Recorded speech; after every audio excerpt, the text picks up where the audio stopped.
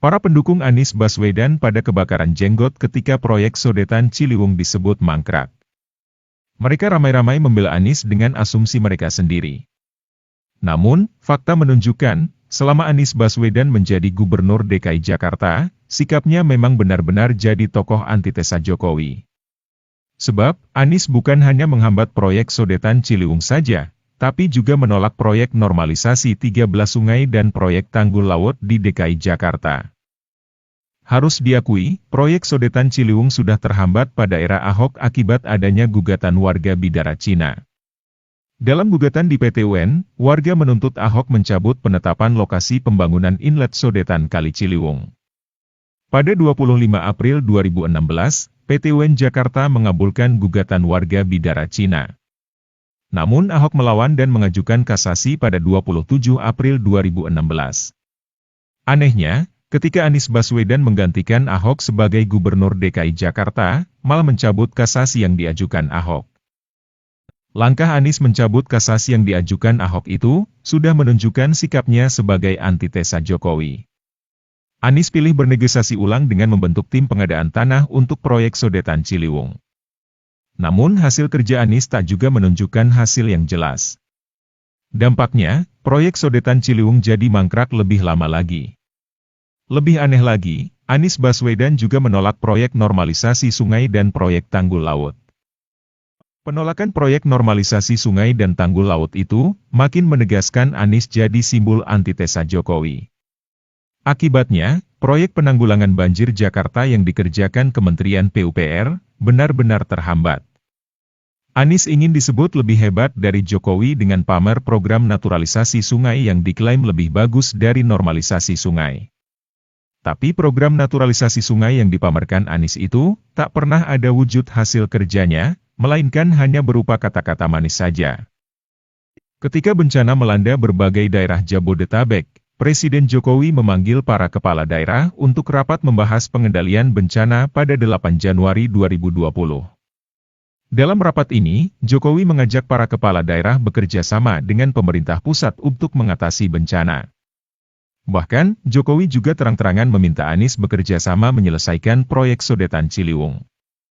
Selain itu, Jokowi juga meminta Anies untuk mewujudkan program naturalisasi sungai yang kerap dipamerkan Anies. Seharusnya kita sebagai sebuah organisasi besar, bekerja bersama-sama, baik itu pemerintah pusat, pemerintah provinsi, pemerintah kabupaten, pemerintah kota, dalam jangka pendek maupun dalam jangka panjang, dalam penanganan banjir, longsor maupun bencana alam yang lainnya. Kemudian yang berkaitan dengan Jakarta, saya minta yang Sodetan Ciliwung menuju ke BKT, itu juga tahun ini bisa dirampungkan, saya kira bisa secepatnya dengan gubernur untuk menyelesaikan masalah pembebasan lahannya. Dan juga pengerjaan meneruskan kembali, baik normalisasi atau naturalisasi yang ada di sungai-sungai yang ada di Jakarta. Dan perlu saya sampaikan bahwa sungai yang ada di Jakarta juga bukan hanya Ciliwung saja, ada sungai Sanggerahan, ada Cipinang, sungai Buaran, sungai Mokefat, dan 14 sungai yang lainnya. Ini semuanya saya kira perlu dilakukan penormalan kembali sehingga aliran air yang ada di Jakarta bisa kembali normal kembali. Celakanya, hingga tahun 2021, Anies belum mewujudkan program naturalisasi 13 sungai. Sementara negosiasi pembebasan tanah untuk Sodetan Ciliwung juga belum bisa diselesaikan hingga tuntas. Akibatnya, Kementerian PUPR hanya bisa menggarap sebagian kecil proyek Sodetan Ciliwung. Yang menyedihkan, tim advokasi solidaritas untuk korban banjir Jakarta 2021 mengajukan gugatan ke PT UN. Mereka menuntut Anies untuk mengeruk sungai karena banjir tahun 2021 makin parah. Ya kalau saya lihat berarti ya Pemprov nggak mau peduli dengan warga yang korban banjir ini gitu kan. Ya itu tadi seperti saya bilang bahwa kan program itu sebenarnya udah ada di zaman dulu. Sikap Anies Baswedan ini sangat memalukan karena mengabaikan keluhan para korban banjir di Mampang. Untuk mengeruk sungai saja, Anies harus diperintah lewat putusan pengadilan. Lucunya, Anies selalu mengelak ketika dianggap gagal menangani banjir. Anies hanya mengandalkan keahliannya dalam tata kata hingga muncullah istilah parkir air. Bukan banjir, itu memang parkir air. Bukan banjir, itu memang parkir air.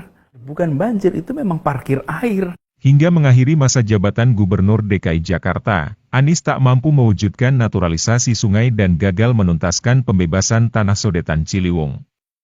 Ketika Heru Budi Hartono dilantik jadi penjabat Gubernur DKI Jakarta, program normalisasi sungai dan sodetan Ciliwung ternyata bisa dikebut. Soalnya, masalah pembebasan tanah bisa dituntaskan tanpa banyak berkata-kata seperti Anies Baswedan. Hal inilah yang membuat para pendukung Anies kebakaran jenggot.